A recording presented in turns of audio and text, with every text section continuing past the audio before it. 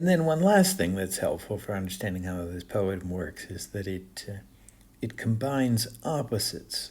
That's how it gets its poetic feeling. If we look in the right column, the end of the middle stanza, last two lines. It was a miracle of rare device, a sunny pleasure dome with caves of ice. So that's a kind of summation of the palace, but it was two things that go together. A sunny place, nice and warm and comfortable, but caves of ice, so places cold and dark, and that putting opposite things together and making the imagination work back and forth between them. That's how the poem generates its imaginative feeling, how it serves as a beginning of imaginations for you. So I can give an overview. That's sort of dull. It's much better when you bring the meaning out of the poetry with your own understanding, but maybe it helps to make sense of things to get an overview.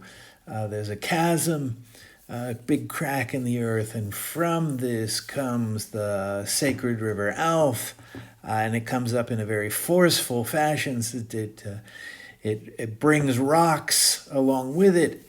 So you get the combination of opposites of the dancing rocks forced out by the strong flow of the water. Rocks aren't the kind of things that dance normally, but here they do. And they meander with amazing motion around the grounds, and then they fall into the deep chasm, and that brings us to the fragment of the story, just the beginning of the narrative plot. Top of the right-hand column.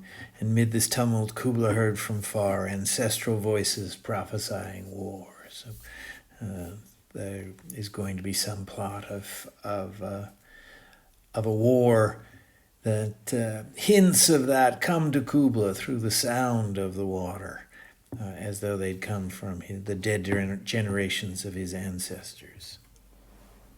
So then, in general, as you work through this poem, there's things to keep in mind in order to understand and appreciate it. One is the language is endlessly fascinating because he picks words to enhance the meaning of particular parts and to enhance his general purpose of stimulating our imagination, and chooses the rhythm of the words, the sound, even the look, to fit what he's talking about.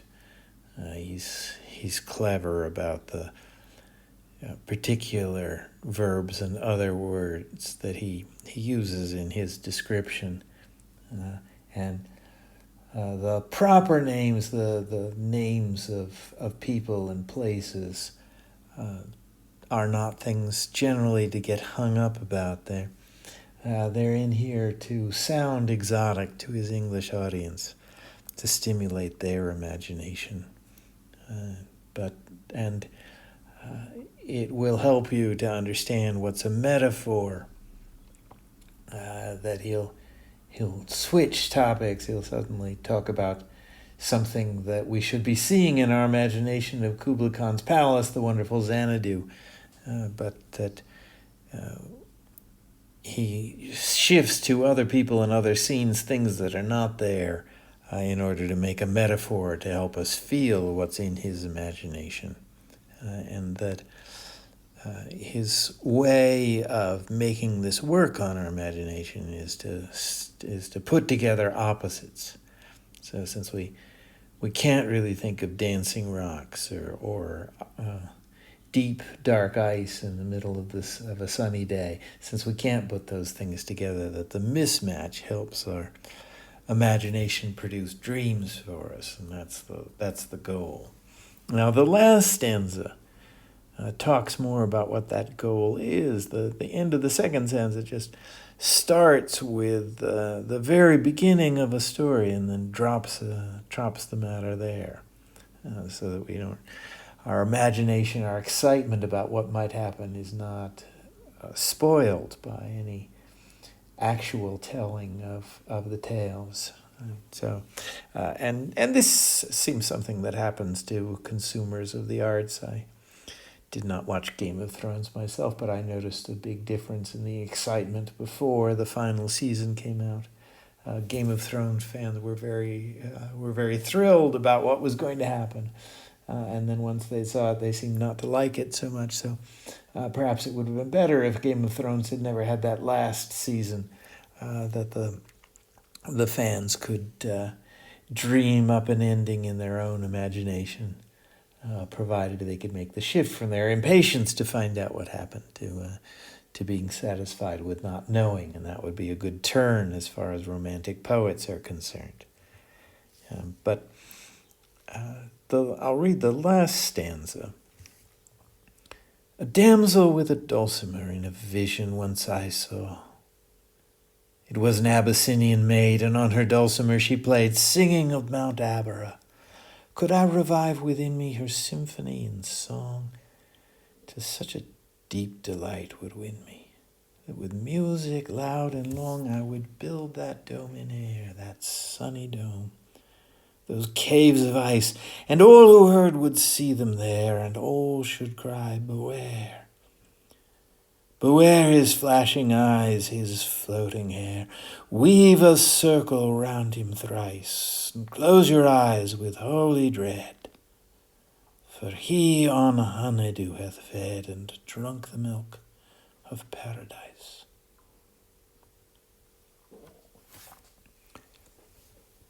So I'll let that sink in. The point is to get the emotion of it, rather than to understand every last bit of it, but it will help, I suppose, for me to cover it and explain some things. So a dulcimer is a musical instrument, would seem exotic to the English audiences. So the poet now is speaking, when he says I, he's speaking about himself. He's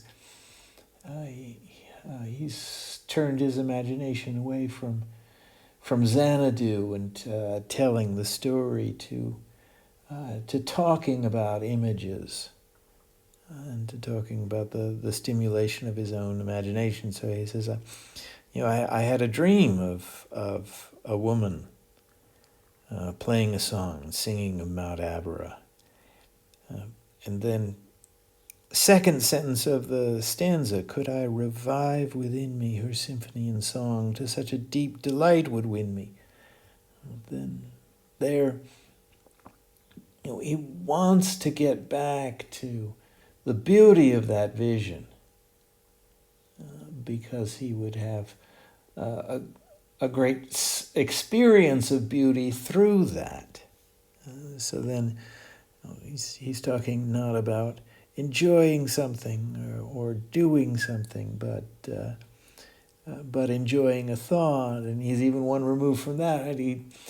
He says, I would feel that deep delight if I could get back to that. So he's like the young man in the Ode on a Grecian Urn, too far to catch his object, but in enjoying the tension of being not there yet. And what would happen, right? If he had that vision, what would happen to him? Then he'd produce a song himself.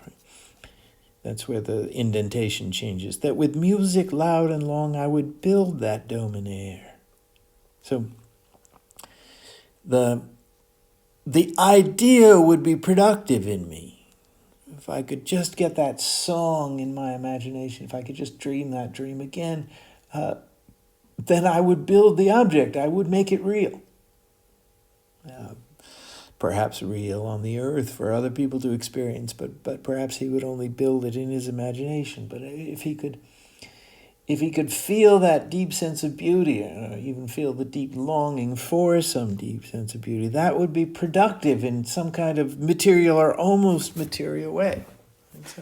It's like the Blake arrows of desire, and the desires themselves are productive tools. They do something. The fear without the emotions, without the desires, you can't get going. You wouldn't do anything. You wouldn't You wouldn't do anything because you wouldn't dream anything. And here he says, if I could just touch that vision again, I would make it real. Just as Blake wanted to make Jerusalem real in England. And all who heard should see them there, and all should cry, beware, beware. So even a pure emotion would show, even so that other people could see it, and they would understand that it was powerful and scary, right? They'd warn everybody off. But what are they warning the people from? His flashing eyes, his floating hair. Right? So it's his kind of mystical experience, and he seems either insane or inspired. And then he closes the last 4 lines are like a spell cast, something from the Harry Potter books. Witches, weave a circle round him thrice. And that's what witches will do to bind up a spell. And close your eyes with holy dread. Right? So this is what you do in the presence of divine things. You're fearful, you have holy dread. Not normal fear. The way, maybe on a dark night, but in the presence of grand and designed things, you would be fearful. And what is it that we would be afraid of? A man who had a real experience of beauty. And normally we think of that as nothing to be afraid of at all, and in fact nothing that we have any access to, doesn't show on the outside, doesn't really mean anything. That would be a normal way to think. That's how Descartes would think about it. No, it matters what you do, not how you feel about it. It matters what it is and what it does rather than that it's beautiful. But the romantic poets take the exact opposite view.